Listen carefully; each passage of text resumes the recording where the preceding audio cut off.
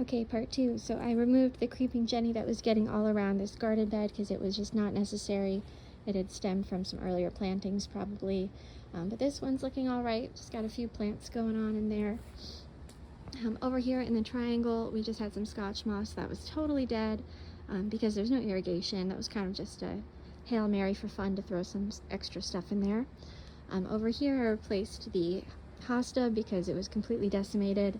And now it's looking a little bit more full, so it's just not super empty. So she has something to look at over here. This one's doing all right. Just have a couple plants. The right side is doing pretty phenomenal compared to the left side, but that's all right. Things grow at different rates. Just trimming up the Jenny and taking out dead leaves. Up here, really beautiful, those canary winged begonias. Barely had to do anything, just removing the dead ferns from behind, although there are some leaves still popping through. Just a bit of some crispy parts. Removing a couple dead or unnecessary stems from the bottom of this shrubbery as well. And then weeding, raking, fluffing all around these grasses. Just getting it nice and tidy. Same thing over here, just getting the bed looking a little bit cleaner. Although still fairly dead portions of it. And then also hose down everything here because I use the water for the planter. And then this planting's still looking pretty great. Trimming all along here, any of those super long dangly pieces that were starting to go into the driveway got a trim. Up here, maintaining a much more cohesive line of this ragtag little boxwoods that we got going on. Just tidying them up, trimming them. Raking, weeding, fluffing all into this garden bed as well. It's definitely visible from those windows. Carving out the statue a little bit so that has some visibility. Little sculptures. Cleaning it up. Taking back some of the laurel so it's just not totally overflowing.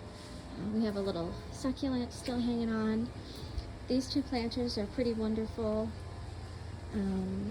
Took out some dead from the grass like always.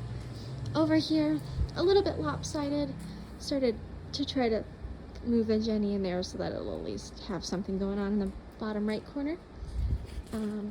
Also blew all of this out and weeded any pavers that had weeds or grass growing in them. Now in the backyard, Scotch moss and snow crystals couldn't be more perfect. Looking so nice. Same thing over here. Happy with how that's turned out. In the back corner now, there's a couple dead leaves from the hosta were removed, but otherwise good to go.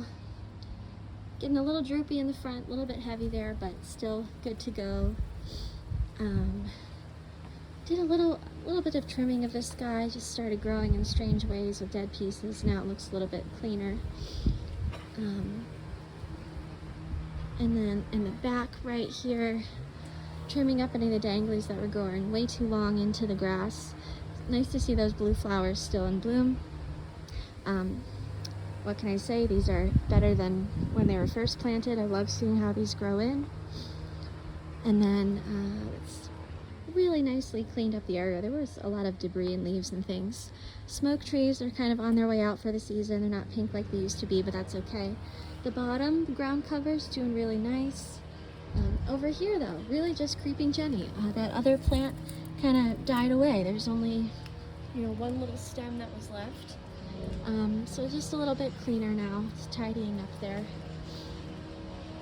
In the back, the hydrangea had a trim. It was looking a little too much, so now it's a little bit better. Still got some nice color coming through, and some leaves all in here, but yeah, just some dead pieces. Overall, so healthy. All of these are so healthy. This guy looking great. Back here, snails definitely got into this. There were some leaves that were really torn up. I removed those, so now it looks healthy and full. This guy's kind of barely hanging on. There's just a couple leaves and things, but there's still some plants going on in there. Still some merit to it. Over here, removed big debris, kept the ivy within bounds, except for this piece that we like that's kind of curving around. Just think that looks nice. The hydrangea got a trim because it was also looking really wild. Dead leaves removed, the Jenny was trimmed. All along here removed the weeds.